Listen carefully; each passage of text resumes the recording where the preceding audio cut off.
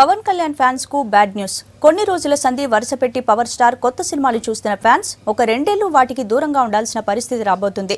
పాత సినిమాలని చూసి సంతోషపడాల్సి వస్తుందంటున్నారు పవన్ కళ్యాణ్ గురించి తెలిసినోళ్ళు.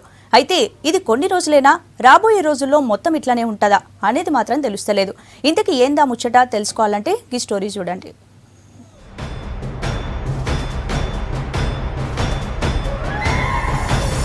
ఫుల్ టైం రాజకీయాల మీద మనసు పెట్టాలని నిర్ణయం తీసుకున్నారట పవర్ స్టార్ పవన్ కళ్యాణ్. దీనికోసం సినిమాలలో యాక్టింగ్ చేసుడు బంద్ పెట్టాలనే ఆలోచనలున్నారట. త్రివిక్రమ్ శ్రీనివాస్ డైరెక్షన్ లో సినిమా చేస్తున్నారు.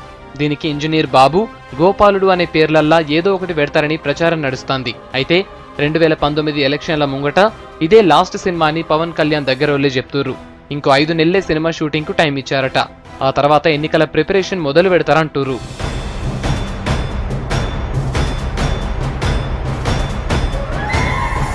రాజకీయాలకు ఇబ్బంది అయితే సినిమాలను పక్కకు పెడతానని అప్పట్లోనే చెప్పారు పవన్ కళ్యాణ్. 2 రాష్ట్రాలలో 2019 ఎలక్షన్ల వేడి కూడా మొదలైంది. దీంతోని సినిమాలు పక్కకు పెట్టి జనంలకు పోవాలని నిర్ణయం తీసుకున్నారట పవన్. జరంత ముందు నుంచే పబ్లిక్ లో ఉంటే మంచిదనే ప్లానింగ్ లో ఉన్నాడంటున్నారు. గ్రామాలలో తిరుగుడుతో పాటు సోషల్ మీడియాలో జోరు పెంచుతారట.